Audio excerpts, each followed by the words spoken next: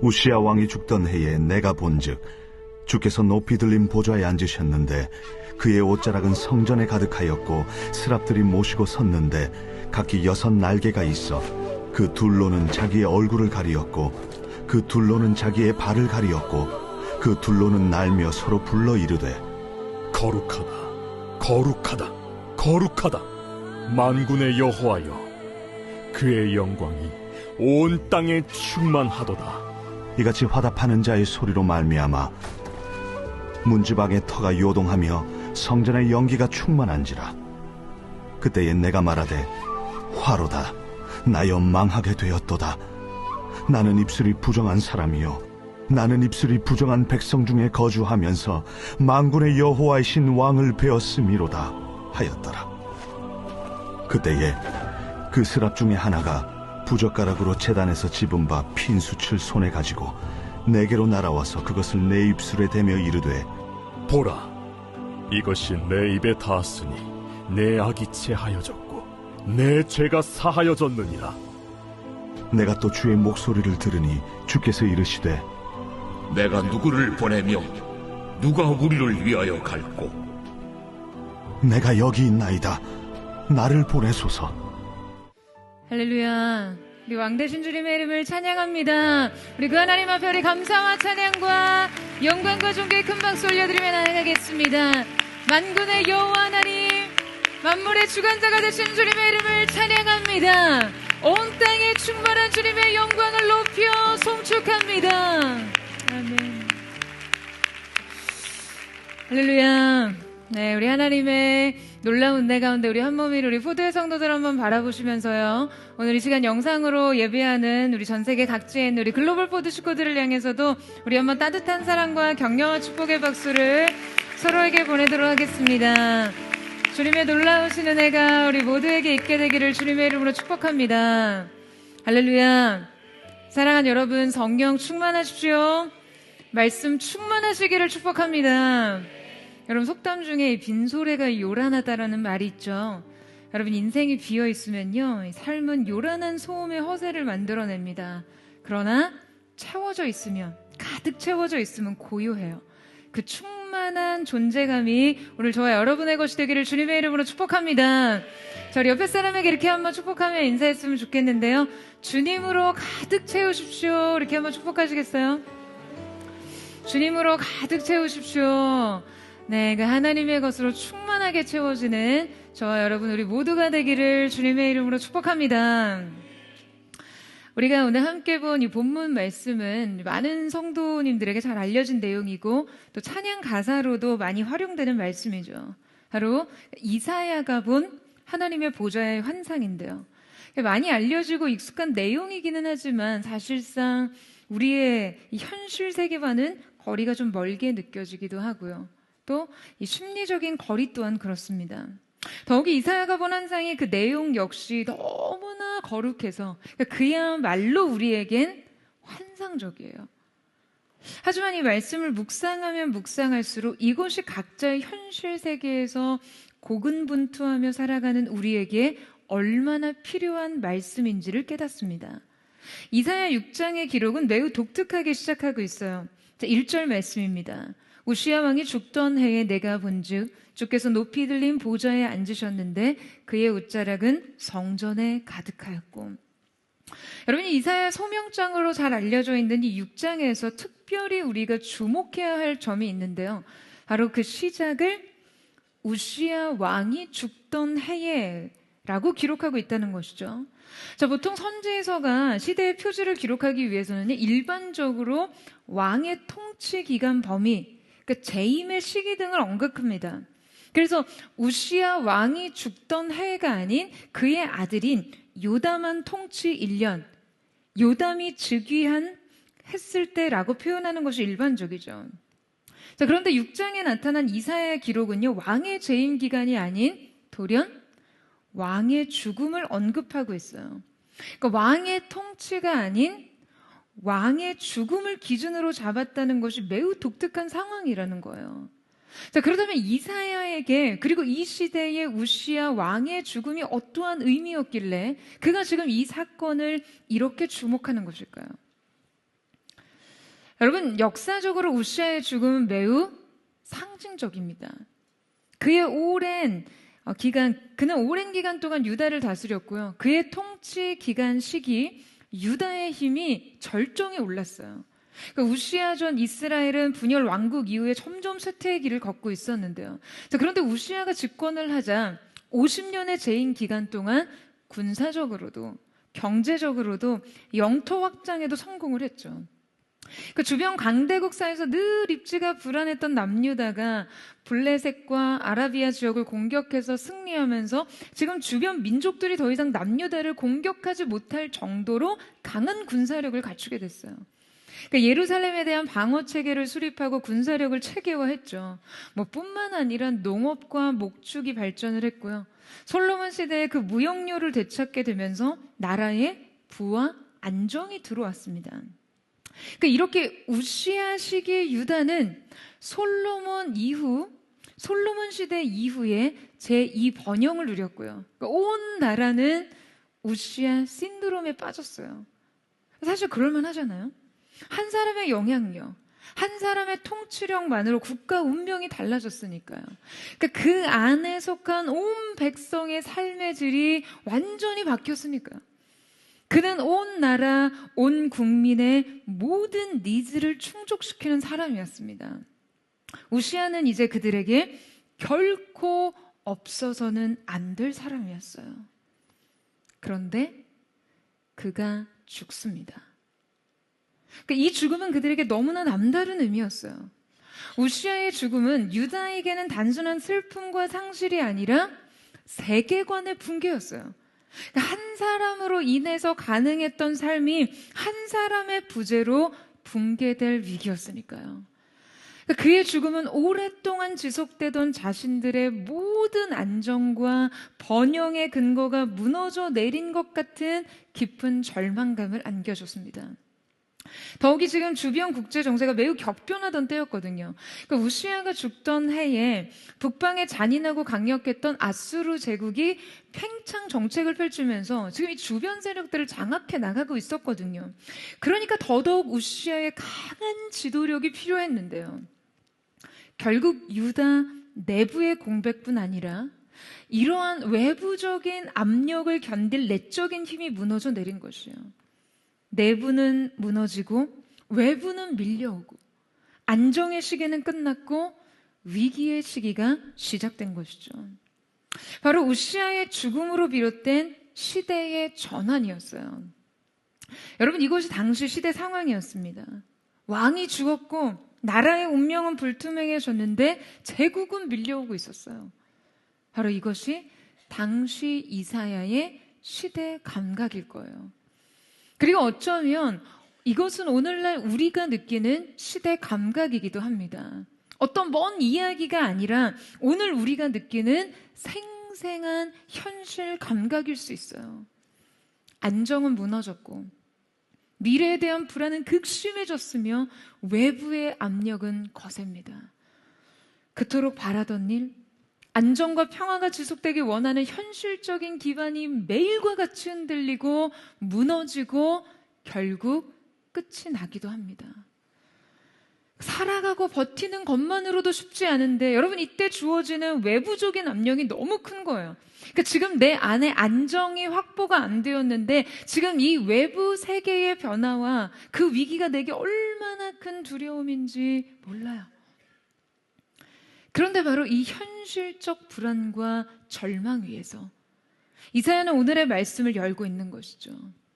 우시아의 죽음, 이 안정의 부재를 시작으로 바로 이 없는 것, 무너진 것, 끝나버린 것이 무엇인지를 강조하면서요. 자, 그렇다면 지금 그는 왜 이 죽음으로부터, 이 종결과 부재로부터 이 말씀을 열고 있을까요? 여러분, 그것은 바로 이 종결과 부재를 통해 여전히 계속되고 있는 것, 그리고 결코 끝나지 않을 것, 그리고 사실상 본래 그 자리에 있었던 것이 무엇인지 우리에게 말하고 있는 것이죠. 여러분, 우시아 왕이 죽던 해에 어떤 일이 일어났습니까? 내가 본즉 주께서 높이 들린 보좌에 앉으셨는데 그의 옷자락은 성전에 가득하였고. 여러분, 지금 이사야는요, 이 왕의 죽음과 부재를 강조하면서 우리의 시선을 어디로 이끌고 있습니까? 그는 말합니다. 그가 보좌를 보았다고요. 여러분, 이 보좌가 뭔가요? 보좌는 왕의 자리죠. 왕이 앉는 의자입니다. 그런데 앞서 우시야 왕이 죽었다고 했잖아요. 그러면 이 보좌는 비어있지 않을까요? 그 최강의 통치자, 이 시대 왕이 죽었다고 했으니 누가 이 통치의 자리에 앉는단 말이에요. 여러분, 지금 그의 희망이었던 강력한 왕 우시야는 죽었고 그의 통치는 부재했지만 그곳에 누가 계셨습니까? 누가 계셨나요?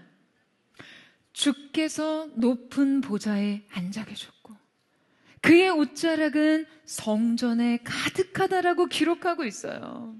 할렐루야. 여러분, 보좌는 비어있지 않았어요. 이것이 그가 본 환상이었습니다.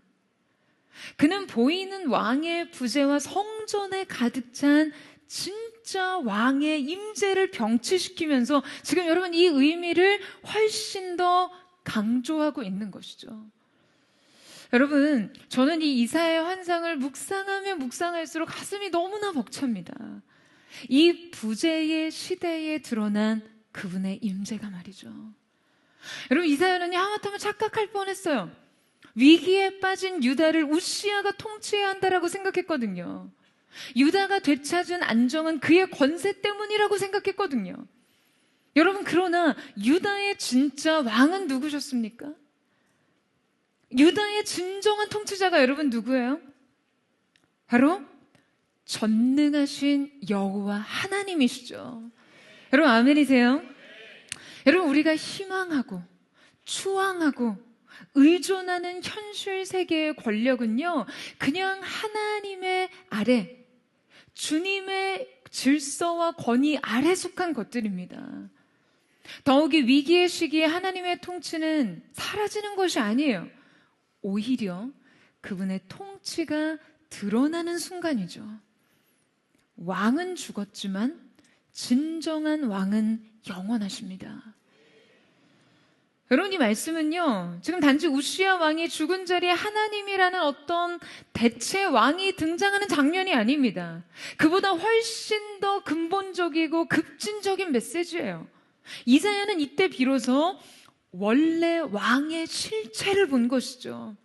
우시야의 죽음을 통해 하나님의 통치가 시작된 것이 아니라 늘 존재하던, 항상 존재하던 하나님의 통치가 이제야 비로소 그에게 인식되기 시작한 것이에요. 보이는 왕, 경험 가능한 체제, 질서, 안정 등이 실체가 아니었던 것이에요. 여러분, 우리 또한 이 사실을 깨달아 알아야 합니다. 눈에 보이는 세계가 다가 아니에요. 손에 잡히는 것이 전부가 아닙니다. 여러분, 아멘이세요? 보이지 않는 세계가 보이는 세계를 지배하는 거예요. 우리가 의지하고 자랑하는 것들이 없다고 해서 여러분 삶이 무너지는 것이 아닙니다. 여러분, 사실 이 시대 왕권이라는 것이 그렇게 와닿는 실체는 아니죠. 그 왕의 통치라는 것이 우리에게 얼마나 와닿겠어요. 그렇다면 이 시대의 우시야는 누구이며 무엇입니까? 저와 여러분에게 내 인생에 보이는 왕은 누구예요? 내가 의지하는 것, 나를 결정하는 힘, 내가 두려워하는 대상, 내 안정을 얻는 근거, 기반, 돈, 명예, 인정, 여러분, 이런 것들이 우리 시대 우리의 왕입니다. 내 통장의 잔고, 내 자존감을 세워주는 타인의 인정, 미래를 보장해주는 커리어, 정서를 안정시키는 관계, 내 불안을 불식시키는 잠재우는 루틴과 통제감, 내 삶을 설명해주는 실적과 이력. 여러분, 이것이 없으면 내 삶이 무너지는 줄 알아요. 하지만 이 말씀은 우리에게도 동일하게 이 영적인 시야를 열어주고 있습니다. 나는 이거 무너지면 끝이야. 라고 생각하는 그 모든 기준이 설령 무너졌다 해도 여러분 절대 무너지지 않는 왕권이 있음을 기억하시기를 축복합니다. 우리가 의지하던 대상이 사라질 때 여러분 그 공백이 우리에게 굉장히 큰 고통을 주지만 역설적으로 그 공백이요 우리에게 하나님을 담을 공간이 되기도 하죠. 오늘날 이 시대의 성도들이 겪는 번아웃, 갑작스러운 상실, 경력의 단절, 진로의 막힘, 여러분 이러한 일들은요 우리에게 우리의 삶을 지배하는 결정적인 것들의 빈자리를 마주하게 합니다. 그 텅 빈 보좌를 직면하게 해요. 하지만 이 지배력, 이 통제권이 사라진 이 자리에서 여러분 우리는 여전히 변함없이 영원히 우리를 다스리시는 그 하나님의 존재를 확인해야 합니다. 여러분의 인생을 붙잡고 있었고 지배하고 있었던 그것이 사라졌을 때 주어진 그 공백에 여러분 하나님의 임재가, 하나님의 왕권이, 하나님의 통치가 담기는 은혜가 있게 되기를 주님의 이름으로 축원합니다. 여러분 우리의 삶이 굳건하던 것이 흔들릴 때 그저 다른 선택지를 찾는 것이 아니에요. 먼저 흔들리지 않는 하나님을 붙잡는 것이죠. 여러분 저는 오늘 이 자리에서 오늘 우리에게 그 영적 시야가 열려서 그 진정한 왕의 보좌를 목도하는 은혜가 있게 되기를 주님의 이름으로 축원합니다. 여러분 결국 이 말씀은요 한 사람의 죽음을 통해 결정적인 전환을 맞아요. 국가적 공백, 현실적 위기, 안정의 붕괴 등을 통해 계시의 문이 열리죠. 그러니까 이 상실을 통해서 거짓 통치와 참된 통치를 분별하는 진정한 아주 정직한 직면이 일어납니다. 그러니까 이사야의 환상은요 하나님의 본체의 영광과 권위를 우리가 눈으로 보고 우리가 눈에 보이고 접촉할 수 있는 대상으로 가시화하면서 이사야에게 하나님의 임재를 경험하도록 하는데요. 자, 그분의 이 거룩한 임재가 인간의 역사와 장소 안에 찾아와 머무시는 것이죠. 여러분 이사야가 이때 이 환상 중에 분명하게 보면 몇 가지가 있죠. 먼저는 높은 보좌였어요. 여러분 이 높은 보좌라는 것은요 절대적인 왕권의 상징이에요. 바로 이 높은 보좌에 하나님께서 앉아 계신데 그분의 옷자락이요 성전에 가득하다라고 묘사하고 있습니다. 그러니까 이때 옷자락은 왕이나 제사장의 긴 옷의 아랫단 이렇게 끌리는 부분을 보여주는 것인데요. 고대 사회에서 옷은 신분을 나타내기 좋은 수단이었죠. 여러분 기억하세요? 제가 이전에 요셉의 소매가 긴 색동 옷이 그 요셉의 존재감과 형제들 사이의 서열과 위계를 상징적으로 보여주는 것이다라고 설명을 드렸는데요. 기억나세요? 네. 근데 우리는 여러분 색동 옷이라고 하면 이해하고 있지만 제가 이때 성경에서 정말 더 본질적으로 강조하고 있는 이 옷의 특징은 긴 소매라는 특징이라고 말씀을 드렸었어요. 할렐루야. 네. 그래서 소매가 긴 옷이란 여러분 이 노동하는 사람은 절대로 입을 수 없는 지배자의 옷이기 때문이죠. 그래서 여러분 고대 왕들 또한 그 옷의 길이로 자신의 권위와 그 강력한 왕권의 지배력을 표현하곤 했습니다. 왕들이 보통 이렇게 옷을 길게 늘어뜨려서 수행원들이 그 옷을 이렇게 들고 이동했는데요. 여러분 지금도 결혼식 때 보면 신부가 드레스 입으면 그렇게 치맛자락 들고 이동해주는 이모님들 계시잖아요.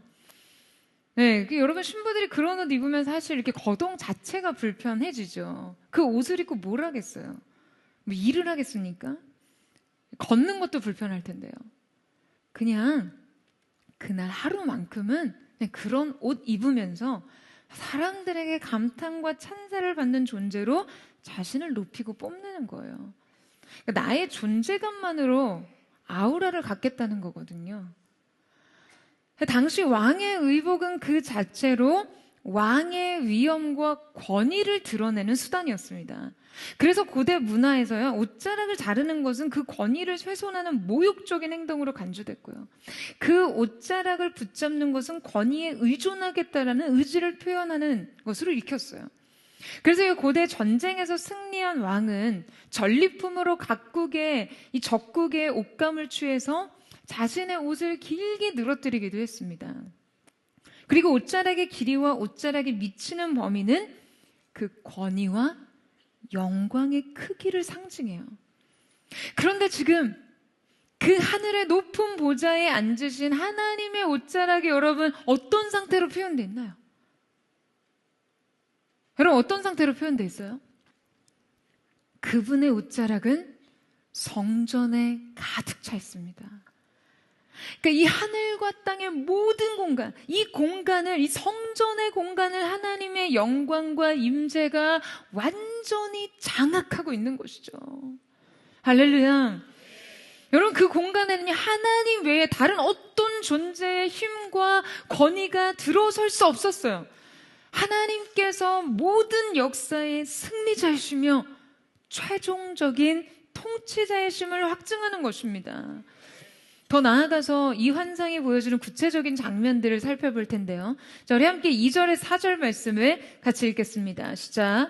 스랍들이 모시고 섰는데 각기 6날개가 있어 그 둘로는 자기 얼굴을 가리었고 그 둘로는 자기의 발을 가리었고 둘로는 날며 서로 불러 이르되 거룩하다 거룩하다 거룩하다 만군의 여호와여 그의 영광이 온 땅에 충만하도다 하더라. 이같이 화답하는 자의 소리로 말미암아 문지방의 터가 요동하며 성전의 연기가 충만한지라. 자, 여러분 여기서 이 스랍이라는 단어는 히브리어로 사라프, 불타는 자들이라는 뜻이에요. 그러니까 하나님의 그 거룩함을 수호하면서 부정한 것을 태워 정결하게 하는 존재들이죠. 그러니까 그들이 이 불타는 모습으로 표현되어 있는, 묘사된 이유는요, 그 하나님의 영광과 거룩한 빛을 가장 가까이에서 반사하고 있기 때문이에요. 그래서 그들에게는 6날개가 있다라고 매우 구체적으로 언급하고 있는데요. 그 6날개는 여러분 어떻게 기능합니까? 2날개는 얼굴을 가립니다. 그리고 아무리 타락하지 않는 천사라도요, 하나님의 본질인 그 영광을 차마 정면으로 응시할 수 없기 때문이에요. 이것은 그분을 향한 경외심을 드러내는 행위입니다. 자, 다른 날개로는 또 무엇을 합니까? 발을 가립니다. 성경에서 발은 종종 인간의 이 피조물성을 상징하는데요. 그러니까 이 2발을 가리는 것은 그 하나님의 절대성 앞에 한낱 인간의 피조물성이 서 있을 수조차 없음을 드러내는 겸비하는 태도죠. 나머지 2날개로는 납니다. 바로 하나님의 명령을 수용하기 위해서 즉각적으로 지체 없이 순종하는 모습을 보여주는 것이죠. 여러분 그들은 이 모습을 하고 주님을 향해 외칩니다. 거룩하다 거룩하다 거룩하다 만군의 여호와여 그의 영광이 온 땅에 충만하도다. 그러니까 이들이 화답하는 이 찬양의 소리만으로 성전의 기초가 흔들립니다. 여러분 인간이 세운 견고한 이 성전, 이 거룩한 성전, 견고한 체계, 이 실제적인 물질성조차 여러분 그분의 위엄 앞에서는요 한낱 흔들리는 존재일 뿐인 거죠. 이때 성전은 연기가 가득했어요. 성경에서 하나님의 임재의 장소에는 이 구름과 연기가 가득하게 묘사되는 경우가 많습니다. 여러분 왜일까요? 그분의 존재는 우리가 두 눈으로 보기에 결코 감당할 수 없는 것이기에 여러분 우리가 죽지 않고 살기 위해서 가려지는 것이죠. 신학자들은 이를 자비로운 은폐라고 말합니다. 여러분 한번 마음 가득히 받아들이면 생각해 보세요. 정말 압도적인 장면이죠. 그러니까 이 장면을 상상해 보는 것만으로 영적인 환희를 느낍니다. 여러분 동의하세요? 그러니까 이 상상만으로 성전을 가득 덮은 그분의 옷자락이 우리의 영혼을 덮는 것 같아요. 주님을 향한 이 경외와 감탄, 이 흠모와 열망이 여러분의 가슴에 벅차오르지 않으십니까? 할렐루야! 여러분 가슴 가득 차오르는 그 영광의 은총이 여러분의 것이게 되기를 축복합니다. 여러분 그렇다면 우리가 이때 느끼는 이 압도감은 무엇을 말해주나요? 바로 하나님의 절대성이죠. 하나님의 이 유일한 절대성 앞에 인생들의 모든 소라는요 모두 음소거가 되는 거예요. 그래서 깊은 경배에 들어갈수록 여러분 우리의 예배는 매우 단조로워집니다. 깊은 경배곡들은요 그 고백이 굉장히 단순해요. 지루할 정도로 단순하고 호흡도 깁니다. 여러분 왜 그런가요? 점점 이 절대성에 가까워지기 때문이에요. 그러니까 인생의 복잡한 감정과 사고는 점점 무력해져요. 여러분 이것이 제가 인간의 감정을 노래하는 가스펠이 예배곡이 아니라고 하는 이유입니다. 주님의 압도적인 영광의 임재 가까이, 그분의 절대성 앞으로 가까이 갈 때 내 고난, 내 아픔, 내 인생의 어떠한 내 자신의 무엇을 주님 앞에 고백하는 게 그게 어떤 의미인가요? 여러분 하나님의 임재, 그분의 영광스러운 임재에 가까워질수록 인간의 언어도요 단순해집니다. 그냥 이 절대성 앞에 항복하듯이요. 언젠가도 한번 말씀드렸지만 여러분 저는 이 시대의 신학과 예배 영성이 너무나 상대화되어 있다고 생각해요.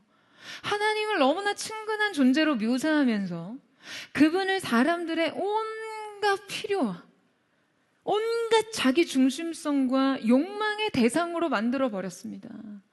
사람들을 하나님께로 돌이키겠다고 하면서 사람들의 마음을 창조주께 열겠다며 복음을 마케팅하는 전략들, 차마 입에 담기 싫은 말들로 하나님을 친근하게 표현한다면서 그 하나님의 거룩함과 절대성을 훼손하는 그런 태도들을 정말 견디기가 너무 힘들어요.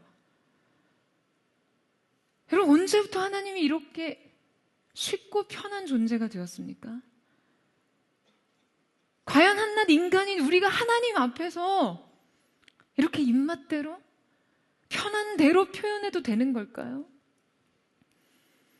여러분 저는 포드처치의 예배와 이 교회의 방향성이 시작부터 끝까지 그 어떤 목회 전략과 사소한 결정까지 하나님의 하나님 되심을 결코 훼손하지 않는 그런 교회 되기를 간절히 사모합니다.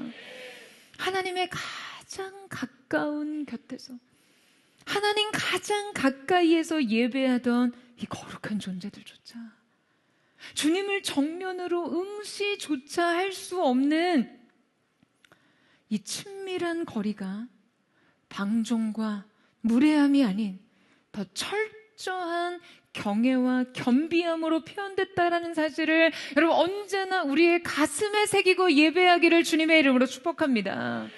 우리가 주님을 예배할수록 주님과 친밀히 거하며 그분을 가까이 섬길수록 여러분 그분은 너무나 존귀하시고 영광스러운 높으신 분이라는 사실을 더 깊이 고백할 수 있기를 예수님의 이름으로 축원합니다. 여러분 이사야는 분명 보좌의 부재로 인해 고통과 상실을 느꼈어요. 그러니까 이 통치의 부재로 인해 유다가 처할 그 국가적인 위기 상황에 대한 절망과 두려움을 느꼈습니다. 자, 그런데 이 인생의 텅 빈 것들, 이 감당할 수 없는 부재를 느끼는 이 선지자의 시선을 사로잡아 주님께서 무엇을 보여주고 계신가요? 하나님의 영광으로 가득 찬 성전을 보여주고 계신 것이에요. 여러분 저는 우리 모두의 영적 시야가 열려 이 환상을 볼 수 있는 은혜가 있기를 축복합니다. 이 말씀을 통해 경험하는 이 하나님의 그 절대성, 그 하나님의 영광에 우리의 영혼이 저절로 순복하게 되기를 사모해요. 여러분 이 절대성에 대한 경험은요 우리에게 너무나 중요한 경험입니다. 얼마 전에 이 시대에 굉장히 영향력 있는 이 김혜란 작가가 한 뉴스 프로그램에 출연해서 진행자와 짧은 대담을 나눴는데요. 그때 인터뷰 중 그런 말을 하더라고요. 인간과 AI 차이가 무엇이냐라는 질문에 그녀는 망설임이라는 말을 했어요. 그러니까 AI에게는 인간의 어떤 주저함이나 말의 삼킴, 감정의 흔들림 이런 것들이 없다라는 거죠. 그러면서 하는 말이 그 뉴스를 진행하던 앵커가 이전에 어떤 비보를 전하면서 20초간 의도치 않은 침묵이 흘렀다는 거예요. 바로 이 흔들리는 존재, 망설이는 존재를 그대로 보여주는 침묵이었죠. 사실은 방송 사고와 같은 상황이었는데요. 그때 이 사실감을 통해 작가는 인간이 서 있는 모습을 봤다라고 하더라고요. 어떤 인간다움의 진실성을 느낄 수 있었다는 말이겠죠. 이 김혜련 작가의 인터뷰 내용을 들으면서 작년 4주년에 했던 대담회가 생각났어요. 그때 이 디렉터가 아주 비슷한 말을 했었는데요. 우리가 가상세계에 이렇게 적응하며 살면서 그 안에서 사실감에 대한 상실, 사실감에 대한 결핍을 느낀다는 거죠. 그래서 우리가 어떤 것이 진짜인 것 같은 그 진정성에 대해서 목말라 하는데 그 진정성이 드러났던 순간에 대해 말하면서 바로 이 포스처치 예배 때 발생했던 이 긴 침묵에 대한 이야기를 했었어요. 제가 이전에 어떤 말씀을 전하다가 긴 침묵을 할 수밖에 없는 상황이 있었었는데요. 그 예배 속에 이 긴 침묵을 통해서 창조주 앞에 선 한 사람을 생생하게 실감할 수 있었다라는 그런 이야기였죠. 여러분, 작가의 말대로 이것이 어쩌면 인간의 가장 인간적인 사실감입니다. 그러니까 인간이라는 존재를 너무나 생생하게 목격하는 장면이라는 거예요. 그러니까 인간은 늘 이렇게 머뭇거리고 망설이고 정리되지 않은 존재예요. 계속해서 흘러가고 흔들리고 변합니다. 그것이 바로 인간의 사실감이에요. 더 나아가 창조주 앞에선 피조물로서의 사실감이죠. 여러분, 우리는 때로 이런 인간의 인간다움의 모습에 끌림을 느낍니다. 이런 모습은 인간에게 깊은 울림을 줘요. 이것이 지극히 인간답기 때문에 인간의 살아있음을 느끼고 인간의 존재를 발견한 그런 느낌이 드는 거죠. 계속해서 흔들리고 주저하는 그 존재의 모습을 통해 인생을 절감하는 거예요. 여러분, 그렇다면 하나님의 존재는 어떤가요? 여러분, 이 하나님의 존재를 실감하는 일은 어떨까요? 그 하나님의 존재에 대한 경험은 여러분 우리에게 어떠한 경험입니까? 우리가 인간이란 이 불안하고 망설이고 변화하는 존재를 실감하는 것에 대한 어떤 희열을 느낀다면요, 우리가 주님의 그 완전하심과 그 주님의 절대성 앞에서 무엇을 느끼나요? 하나님 되심 앞에서 여러분 무엇을 경험하세요? 여러분, 우리의 이 예배는 여러분에게 하나님의 하나님 되심의 그 사실감을 느끼게 하는 예배입니까? 할렐루야, 심각하네요. 여러분, 아멘이든 예스든 노든 이 예배가 여러분에게 그 하나님의 하나님 되심에 대한 사실감을 느끼게 하는 예배입니까? 여러분, 제가 늘 단 한 번의 예배를 강조하고 추구하고 여러분, 그것을 열망하는 이유가 무엇인가요? 여러분, 저희 교회가 고난주간과 부활주일 예배를 드리면서요, 사실 이 한 번의 예배에 상당히 많은 에너지와 재정을 쏟았잖아요. 누군가에게는 불필요한 낭비죠. 하지만 우리에게는 절대적 가치고요. 그렇다면 왜 이것이 우리에게 이럴 만한 가치입니까? 왜 모든 것을 쏟아 부어도 아깝지 않은 것인가요? 여러분, 그리스도의 죽음과 부활이 한 인생에게요, 그 완전한 복음의 완성이 한 인생에게 생생하게 경험될 수 있는 단 한 번의 예배가 있다면 여러분, 그 삶은 다 된 것 아닙니까? 여러분 아멘이세요? 우리의 영혼과 삶에 그분의 고통과 그분의 승리가 조금이라도 실감된다면 머리에서 가슴으로 단 한 뼘이라도 내려올 수 있다면 여러분 너무나 충분한 것 아닙니까? 예수님의 사랑을 가슴으로 알아서 흘리는 그 진실한 눈물 한 방울이 여러분 우리의 인생의 다른 어떤 것과도 비교할 수 없는 가치이기 때문 아닙니까? 여러분 저는 이 표현을 굉장히 좋아해요. 주님은 인생이 아니시기에. 여러분 주님은 사람이 아니십니다. 주님은 절대적인 분이시기 때문에 우리가 주님 앞에 서보면 인생은 결정이 돼요. 여러분 아멘이세요? 여러분 인생의 변화는요 단언하건대 단 한 번의 임재면 충분합니다. 하나님의 하나님 되심을 경험하는 단 한순간으로 인생은 구원을 받아요. 여러분 그만큼 하나님은 절대적이세요. 그래서 단 한 번의 예배면 충분하다는 거예요. 여러분 이 말은 멋들어진 슬로건이 아닙니다. 인생의 유일한 목적과 이유와 전략이 되는 것이죠. 여러분 아멘이세요?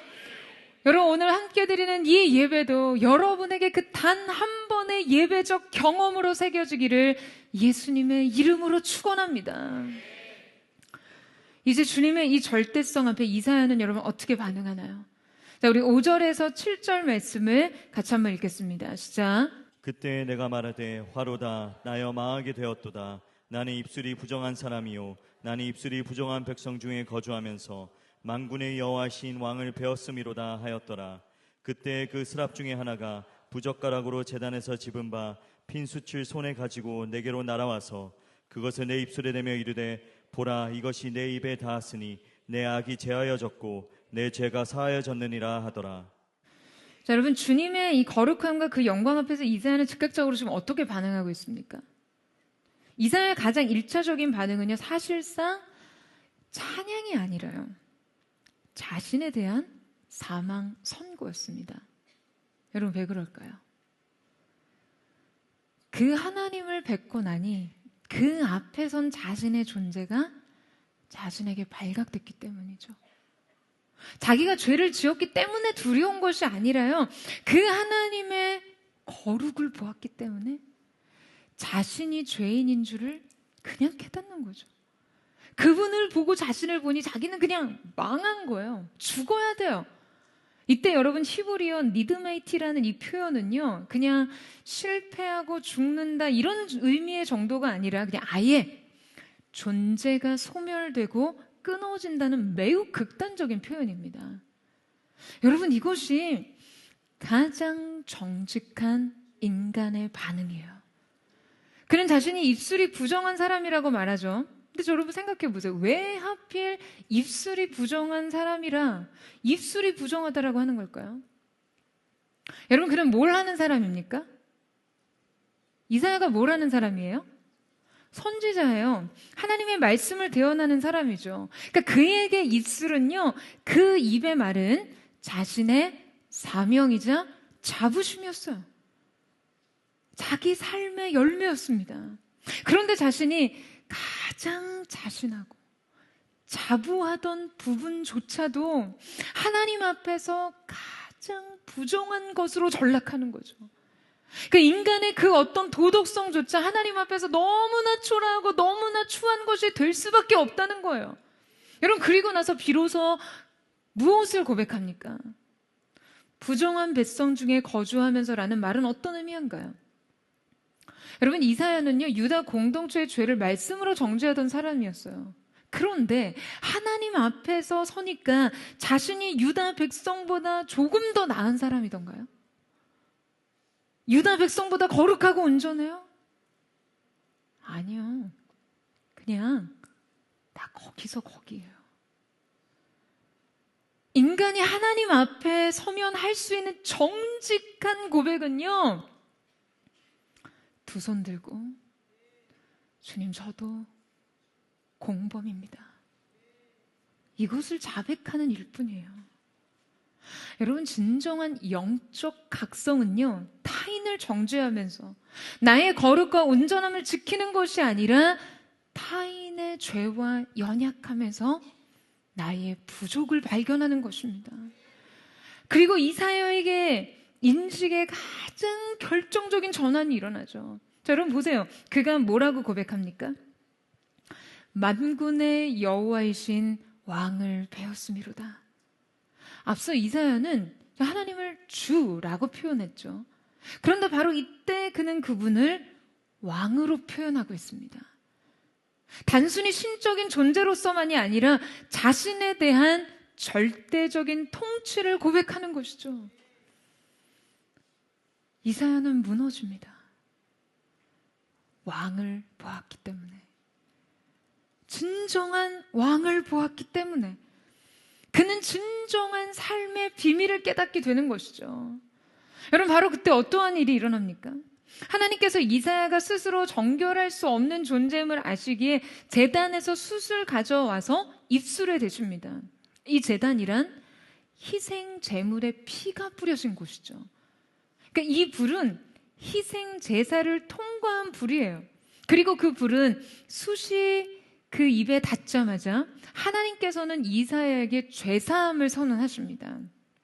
그가 어떤 자격을 갖추거나 고행을 했거나 자기에 대한 증명을 했기 때문이 아니었어요.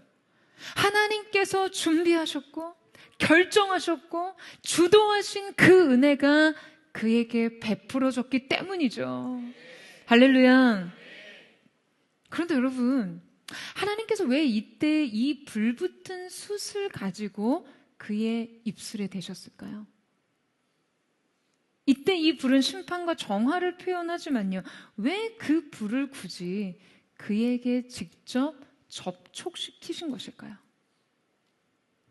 여러분, 이사야의 입술에 그 불이 닿았을 때 그에게 그냥 아무 느낌이 없었을까요?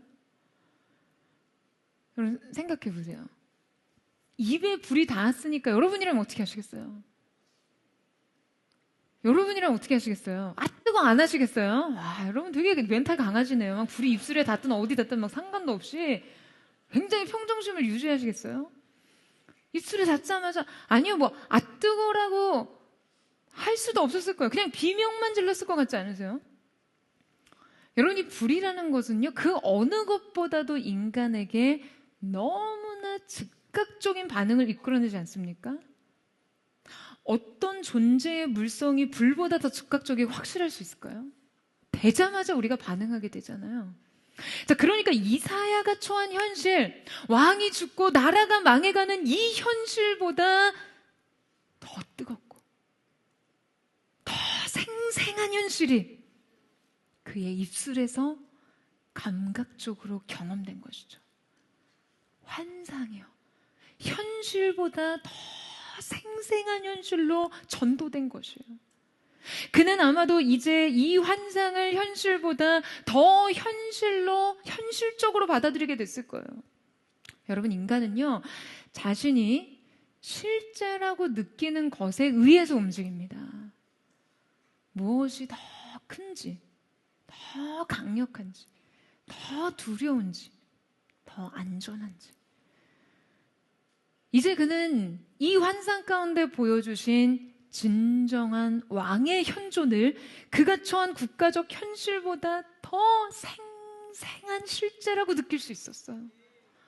더 크고, 더 강력하고, 더 두렵고, 더 안전한 것으로요. 여러분뿐만 아니라 하나님께서 그분의 존재를, 그분의 주되심과 왕되심을요, 그분의 거룩한 영광과 존귀를 지금 그에게 드러내셨을 때 여러분, 그것이 얼마나 압도적이고 사실감이 있었겠습니까?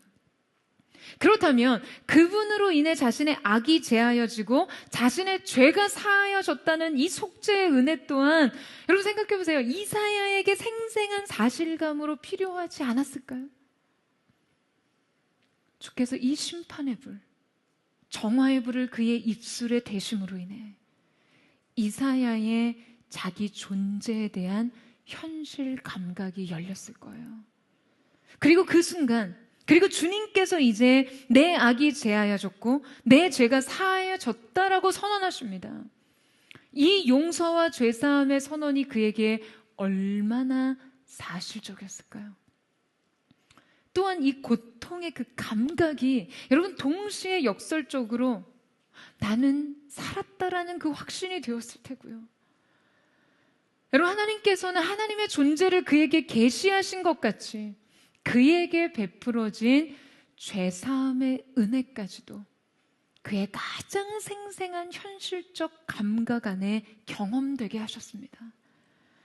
그냥 머리로 알고 인정하는 것과 실제 느끼고 경험하는 것의 그 깊은 간극을 아셨기 때문이죠. 하나님의 존재의 충만만큼 지금 그에게 베풀어진 은혜의 충격도요, 여러분, 그가 실감할 수 있도록 하신 거예요. 사랑하는 여러분, 우리에게도 이 용서의 실감이 필요합니다. 하나님의 임재, 그리고 그 앞에서 용납된 나 자신에 대한 실감. 여러분, 우리에게 이 영적 경험이 생생하게 열릴 수만 있다면 여러분, 앞으로 우리의 삶이 너무나 쉬워질 거라고 생각하지 않으세요? 오래전에 이 암에서 기적적으로 치유되신 한 여성 성도분이 이 병에서 치유된 후에도 여전히 투병 때의 자신처럼 이렇게 머리를 삭발하고 다니신다는 간증을 드린 적이 있었어요. 여러분, 생각해 보세요. 그 고된 투병 생활 동안 항암제로 인해서 그 머리가 다 빠진 자신의 모습이 얼마나 서글펐으며 이 병에서 놓였을 때 얼마나 이전의 내 모습으로 이렇게 돌아가고 싶었겠어요.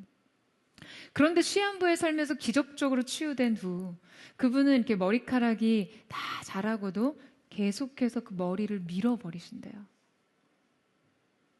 그 머리털이 없는 자기 머리를 이렇게 쓰다무면서요, 그것을 촉감하면서 그 은혜를 향해 절박하던 그때의 자신에 대한 감각, 그리고 결국 자신을 살려주신 하나님의 은혜에 대한 감각을 생생하게 매일 다시 느끼기 위해서라고 하시더라고요. 다시 찾은 모습보다 그 감각을 잃지 않는 것이 훨씬 중요하게, 은혜를 통해 삶을 되찾았기에 여러분, 이 감각을 잃지 않는 것이 또한 이 삶을 지키는 것이라는 거죠. 여러분, 저는 포드처치의 매주의 예배가 그것을 감각으로 경험하고 맛보는 예배가 되기를 간절히 사모하고 축복합니다. 그리고 여러분의 예배와 삶이 여러분 이 감각을 결코 무디고 둔하지 않고 계속해서 민감하게 지속할 수 있기를 예수님의 이름으로 축원합니다. 여러분, 매주 포드처치는요, 말씀 한 30분 정도 가량 기도회를 진행하죠. 제가 처음 교회 개척한다고 이렇게 하니까 저를 사역적으로 굉장히 깊이 이해하고 또 지지해 주시던 이 한 분이 저에게 그런 조언을 하셨어요. 그분이 이제 리더십을 연구하시던 분이셨거든요. 목사님, 기도회만 좀 짧게 가시면 좋을 것 같습니다. 일반 성도들에게 이 시간은 꽤 높은 허들입니다. 이 목회와 사역이 보다 많은 사람에게 좀 더 어필이 되기 위해서, 그들을 좀 더 폭넓게 포섭하기 위해서는 그러니까 이 수위를 조금 좀 낮춰야 할 필요가 있다는 거예요. 제가 한 교회에서 어떤 특정 부서에서 사역을 하는 것과 이제 독자적인 교회를 아우르면서 사역하는 것은 또 다른 일이기 때문에 어떤 타협점이 필요하다는 거죠. 여러분, 이렇게 처음 포스처치 개척하고 예배드리러 오신 분들 중에서 저에게 이렇게 기도회가 길어서 힘들다는 말씀을 꽤 하셨어요. 기도회 좀 짧게 하라는 충고를 하시더라고요. 그럼 저는 좀 거침없이 말씀드렸어요. 제가 이렇게 예배하고 기도하려고 교회 개척한 거라 힘드시면 다른 데서 예배하셔도 좋습니다. 여러분, 저는 말씀이 우리에게 지성과 사고 또 감성과 감수성 안에서 이해되어졌다면 여러분, 이것이 기도회 때 실제 하나님 앞에 서고 엎드리고 부르짖으며 그 임재에 흠뻑 젖고 그 말씀에 흠뻑 잠기는 실제적인 경험이 필요하다라고 생각해요. 말씀의 체화 같은 것이죠. 저에게 이 기도에는요, 그 경험에 있어서 최소 시간이에요. 말씀이 실체가 되어서 영혼에게 소화되는 과정이 필요합니다. 여러분, 이건 그냥 듣고 이해하고 동의하는 수준과는 전혀 달라요. 여러분, 저는 영상으로 예배하는 함께하는 분들에게도 정말 이 현장감에 단 한 번이라도 노출될 수 있기를 바랍니다. 이 부르짖음 속에서 하나님에 대한 경험, 하나님 앞에서 내 존재에 대한 느낌을 한 번이라도 되살리고 싶어요.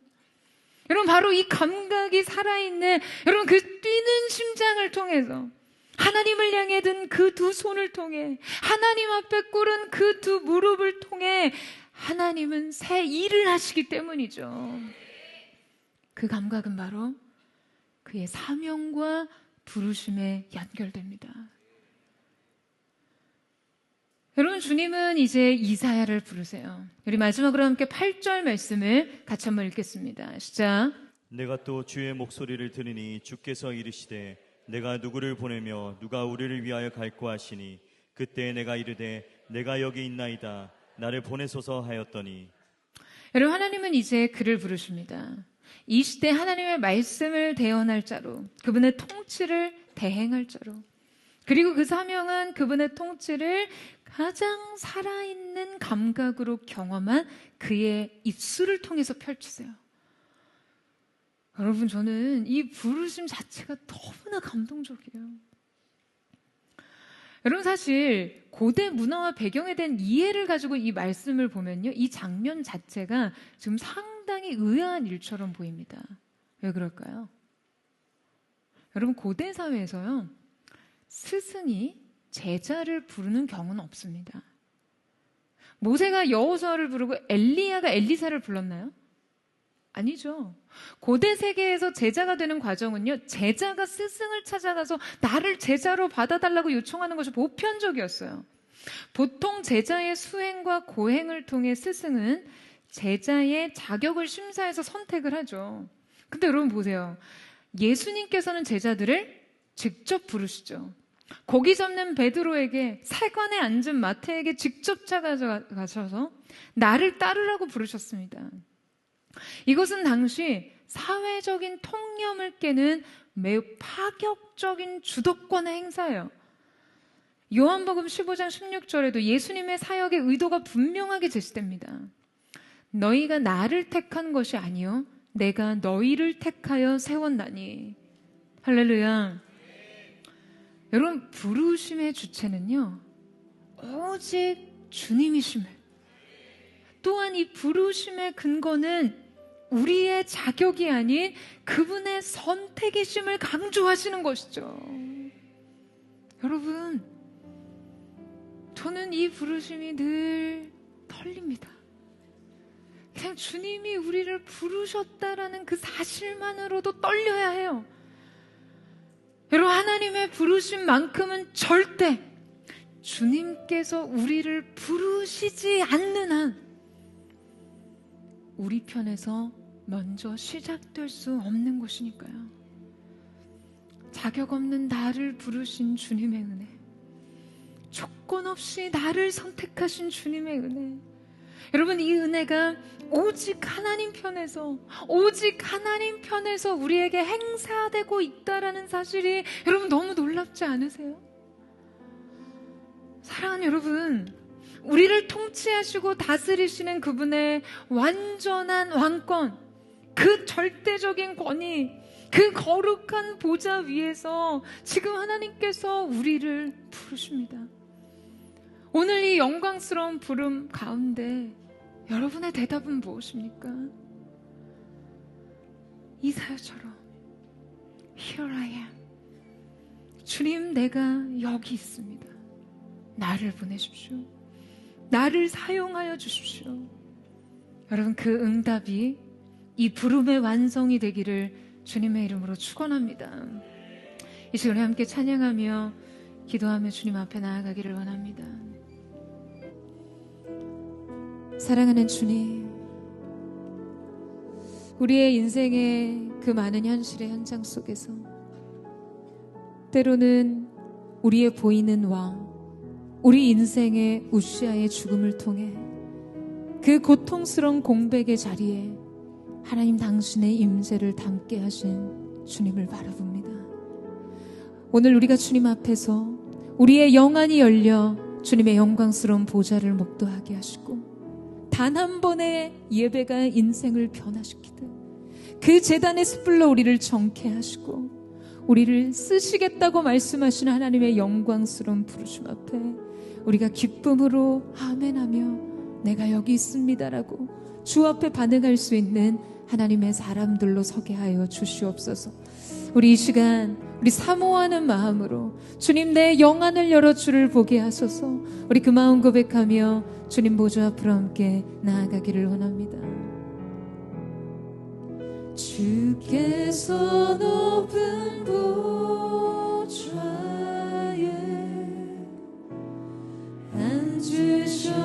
앉으셨는데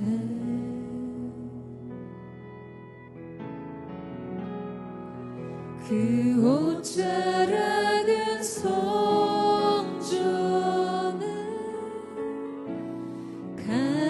가득하도다.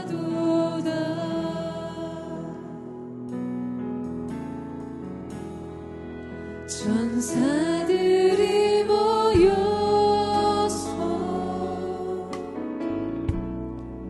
서로 장화하여 외치니 그 소리는 성전에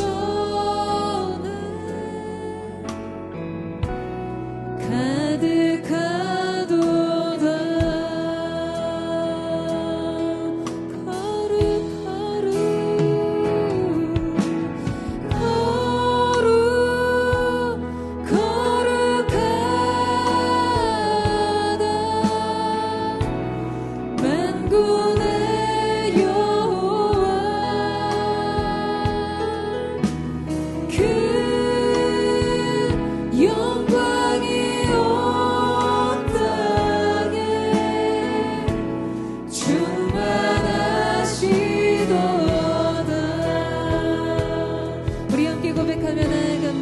주께서 높은 보좌에 주께서 높은 보좌에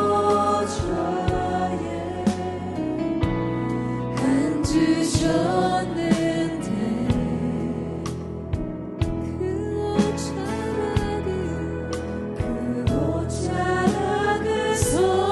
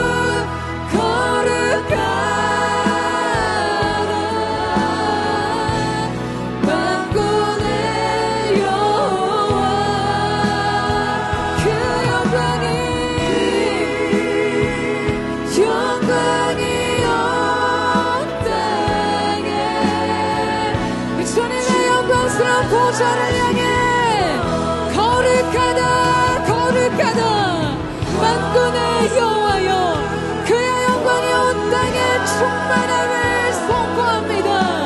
아멘. 예 주님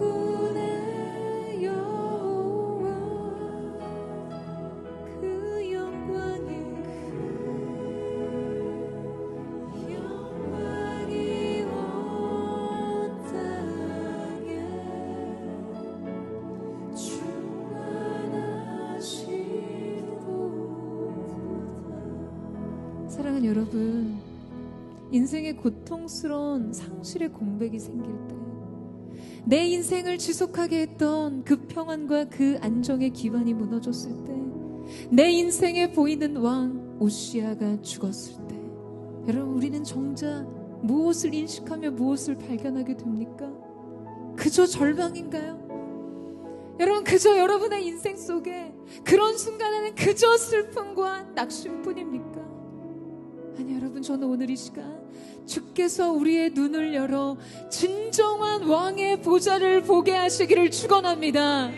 여전히 우리의 삶에 계속되고 있었던 그것, 우리를 향해 계속된 하나님의 통치와 그 하나님의 지배, 우리의 미래를 향해 계획된 그 하나님의 장래의 은혜의 소망이 오늘 여전히 우리의 삶을 통치하고 있음을, 준비되고 있음을 발견하는 눈이 열려지기를 축원합니다. 사랑하는 주님, 이 시간 우리의 눈을 열어 주옵소서. 우리의 인생에 보이는 왕 우시아의 죽음 앞에서, 인생에 이것 무너지면 내 인생이 다 끝난 것 같은 그 삶의 결핍과 그 삶의 공백의 영역을 주님의 것으로 채워주십시오. 여전히 하늘의 보좌에서 성전 가득히 채우신 그 은혜의 사랑의 옷자락을 우리 가운데 펼쳐주셔서 주님, 오늘 우리의 영혼을 덮어주시옵소서. 우리가 당신의 옷자락을 붙잡으며 나아갑니다. 주님을 의지하고 우리의 보이지 않는 왕, 진정한 왕, 주님의 통치와 주님의 은혜와 주님의 계시와 미래에 주실 하나님의 그 은총을 사모하며 우리의 눈을 들어 주님 바라보며 나아가기를 원합니다. 그 주님을 더욱 사모하는 마음으로 주 앞에 서기를 원합니다. 이 시간 주님을 사모하는 마음으로 그 하나님의 영광의 보좌 앞으로 나아가게 하여 주시옵소서. 우리 전심으로 주의 만물을 짓고 우리 합심한 통성으로 기도하겠습니다. 주여, 사랑하는 주님, 오늘 이 시간 우리가 주님의 보좌 앞에서 그 영원히 번지 않는 거룩하신 왕되신 주님 앞에, 그 영광스러운 왕의 임재 앞에 엎드리기를 원합니다.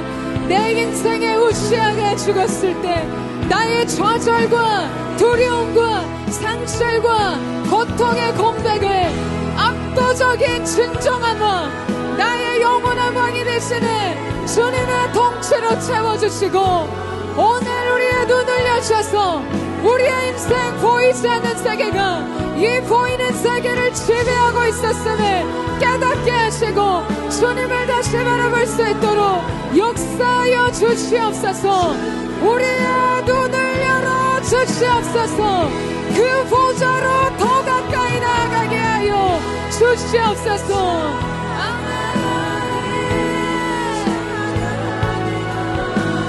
더욱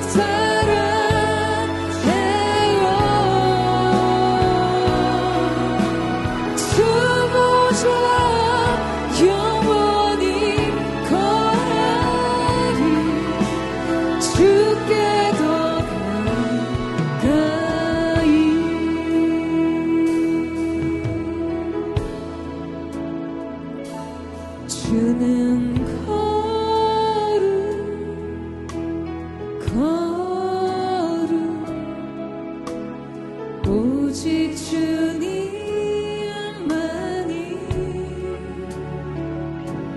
주는 거룩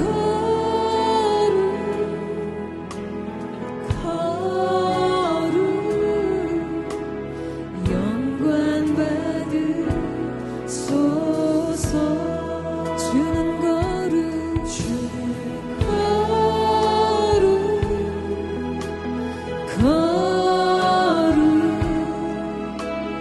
오직 주님만이 주는 거룩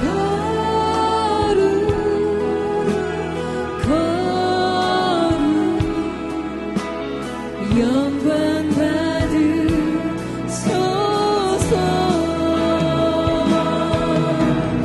영원히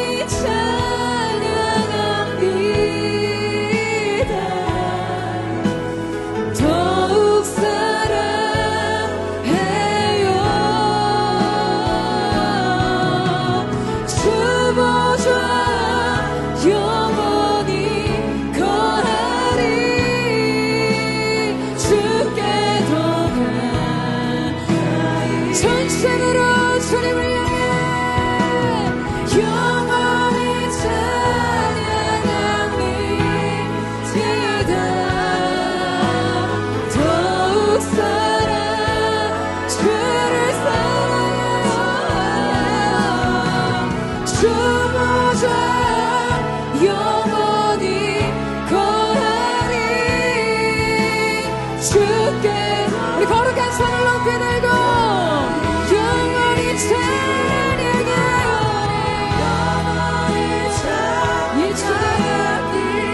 예수님이다 더욱 사랑 주를 사랑하여 주 보좌 영원히 거하리니 주께 더 가까이 영원히 찬양하리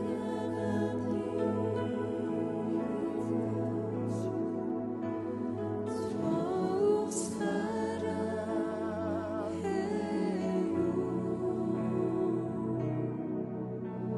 주 보좌 영원히 거하리 주께 더 가까이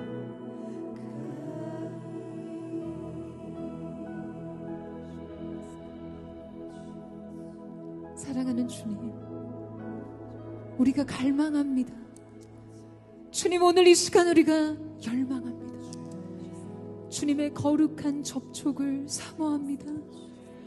주님, 인생의 그 어떤 현실 감각보다도 더 생생한 실제로서 주님의 임재를 경험하기를 사모합니다. 제단 위에 그 숯불로 이사야 입술에 가닿게 하셨던 주님, 오늘 이 시간 주님 성령의 불로 우리의 마음을 정연케 하여 주시옵소서. 그 불을 우리의 감각으로 느끼고 체화할 수 있도록 도와주시옵소서. 우리가 가장 자신하고 자부하던 것마저도 결코 주 앞에서 주장할 수 없는 것임을 인정하는 실제, 주님 더불어 우리를 향한 주님의 속죄와 죄사함을 생생한 현실로 경험하는 거룩한 접촉을 사모합니다. 영광스러운 접촉을 갈망합니다. 주님, 오늘 이 하늘의 문을 열어주십시오. 주님, 하늘의 영광을 열어주십시오. 주님, 이사야에게 계시되었던 그 주님의 보좌가 오늘 우리의 삶 가운데도 계시되게 하여 주시옵소서. 우리로 하여금 그 보좌 앞에서 주님을 마주하게 하여 주시옵소서. 주님의 임재를 실제로 우리의 가슴과 우리의 영혼육으로 체화하고 체감하고 체득하여 평생에 잊을 수 없는 우리의 새 부르심의 시작이 될 수 있도록 역사하여 주시옵소서. 여러분의 시간 우리가 외치기를 원합니다. 주님 갈망합니다. 주님 사모합니다. 그 거룩한 접촉, 그 영광스러운 임재의 접촉을 오늘 내게 부어주시옵소서. 열어주시옵소서. 우리 주여 세 번 부르짖고 합심하여 동성으로 기도하겠습니다. 주여, 주여, 주여. 예, 주님, 주님의 보좌가, 그 열린 보좌가 오늘 하나님의 사람들 속에 계시되었음을, 영광스러운 주님의 임재가 오늘 거룩한 접촉으로, 영광스러운 접촉으로 우리의 영혼과 입맞춤하실 그 하나님의 놀라운 자비의 임재가 오늘 이 가운데 펼쳐졌음을 예수님의 이름으로 선포합니다. 주님 갈망합니다. 주님 사모합니다. 그 영적 세계를 열어 주옵소서. 그 어떤 현실보다도 더 생생한 실제와 같이, 더 생생한 실체와 같이 우리 가운데 새겨지고 경험되게 하여 주시옵소서. 아멘.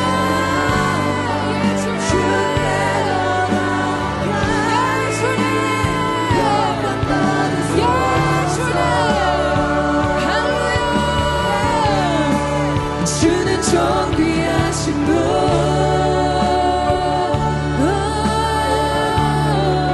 주는 존귀하신 분.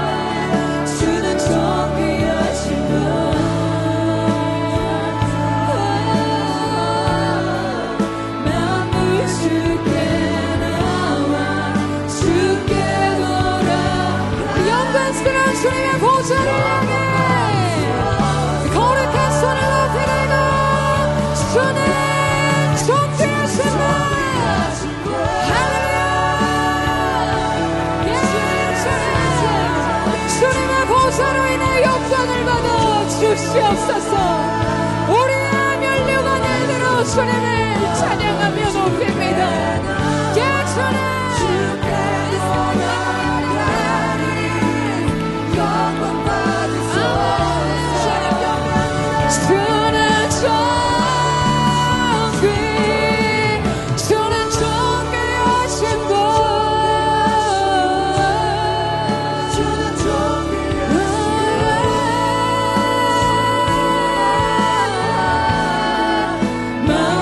주께 나와. 우리 다시 한번 우리 영광스러운 주님의 보좌를 높여드리며 주는 존귀, 주는 존귀하신 분,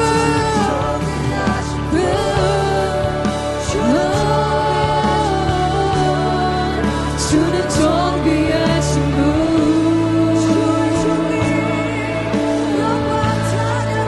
만물 주께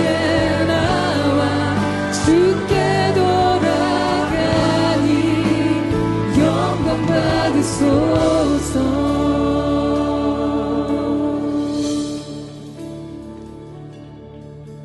주야로 기도의 양 올라가네. 주야로 기도의 양 올라가네. 주야로 기도의 양 올라가네. 주야로 기도의 양,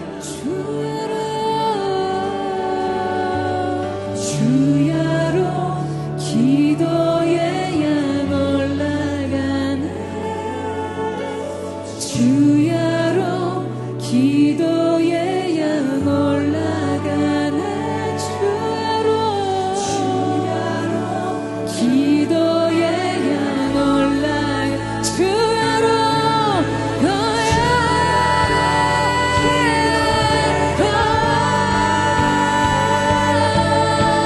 주야로 주님의 보좌를 향해 우리의 삶이, 우리의 예배가, 우리의 헌신이 거룩한 사랑의 불로, 기도의 향으로, 섬김의 드림으로 드려지게 하여 주시옵소서. 예, 주님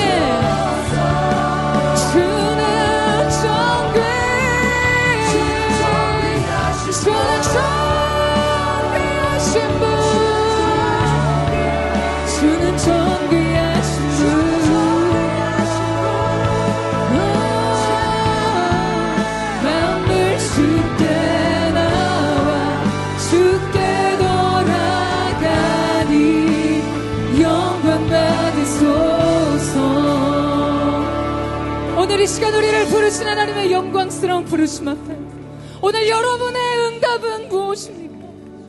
이 경이롭고 감탄할 만한 주님의 부름, 결코 우리가 먼저 주님 앞에 우리의 삶을 드릴 수 없습니다. 오늘 우리를 부르신 주님의 부름 앞에 오늘 우리가 주님, 내가 여기 있습니다. 내가 주님 앞에 있습니다. 나를 사용하여 주십시오. 이것이 오늘 우리의 주님의 부르심에 대한 완성의 고백이 되기를 사모합니다. 사랑하는 주님, 오늘 주님 앞에 고백합니다. 주님, 내가 여기 있습니다. 자격 없는 우리, 주님 앞에 어떤 것으로도 드릴 수 없는 우리를 은혜로 불러주시고 주님의 임재 앞에 세우신 하나님의 말할 수 없는 은혜에 감사하며 이제 제단 숯불로 정케된, 정령케 된 소멸하는 불로 우리를 새롭게 하신 그 불로 말리며 이제 그리스도 예수를 증거하는 삶, 주님의 주되심과 하나님의 하나님 되심을 이 시대와 세대 가운데 선포하는 그 하나님의 사람으로 서게 하여 주시옵소서. 주님 앞에 내가 있습니다. 주 앞에 내가 있습니다. 나를 사용하시고 나를 써 주시옵소서. 우리 마지막으로 주의 한번 부르짖고 이 거룩한 부르심에 응답하며 기도하겠습니다. 주여, 예수님, 오늘 이 시간 주 앞에 주님의 그 부르심 앞에 응답합니다. 말할 수 없는 주님의 사랑 앞에 우리가 반응하며 나아가기를 원합니다. 거룩하신 주님, 내가 여기 있습니다. 내가 주 앞에 있습니다. 나를 사용하여 주시옵소서. 나를 써 주시옵소서. 주님의 부르심 앞에 이 시대와 세대를 깨우는 거룩한 하나님의 대언자들로 주님 우리를 사용하여 주시옵소서.